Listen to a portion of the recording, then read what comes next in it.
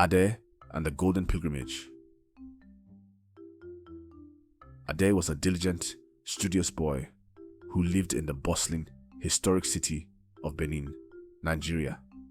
While his friends chased footballs in the dusty streets, Ade preferred to chase stories.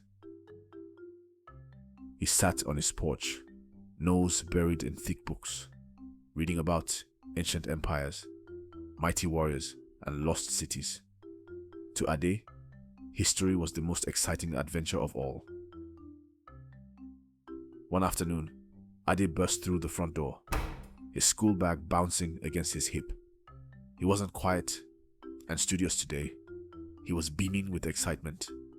"Mama, Mama," he shouted, "I got the part." His mother wiped her hands on her apron and smiled. "What part, my son?" "I'm going to be Mansa Musa in the school play," Ade announced proudly. "The king of Mali, the richest man who ever lived."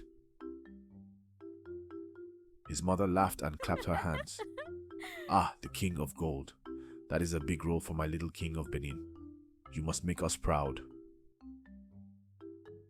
Determined to be the best king ever, Ade went straight to his desk.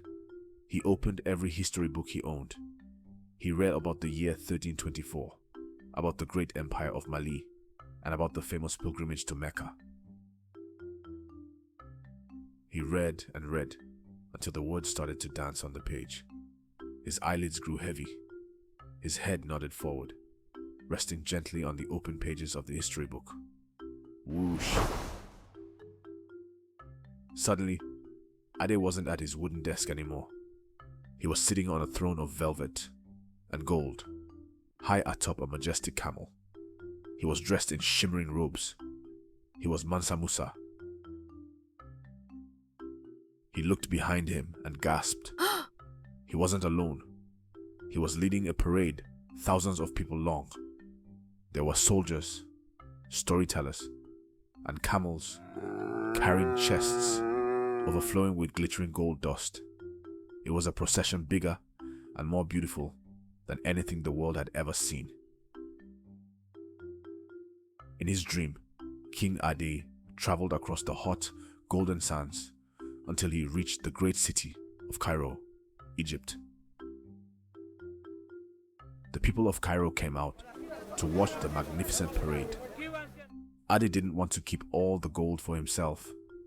A true king takes care of people. "Share the wealth," King Ade commanded. He handed out gold nuggets to strangers. He bought food for the hungry. Wherever he stopped, he ordered his builders to construct new homes and beautiful mosques for the people to pray in. He changed the history of every city he visited, leaving a trail of happiness and gold behind him. The caravan moved on, getting closer and closer to the holy city of Mecca.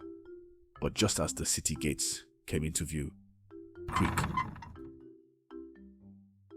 Ade woke up. He was back in his room in Benin City. The morning sun was shining through his window. He didn't rub his eyes or yawn. He stood up slowly, standing tall and straight. He walked into the kitchen with his head held high, walking with the heavy, proud steps of an emperor. He stopped in front of his mother and gave a deep, majestic bow.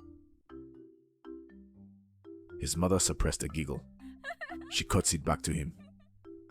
"Good morning, Your Majesty," she smiled, handing him his backpack. "But even the King of Gold cannot be late. We need to get the king to school." The end.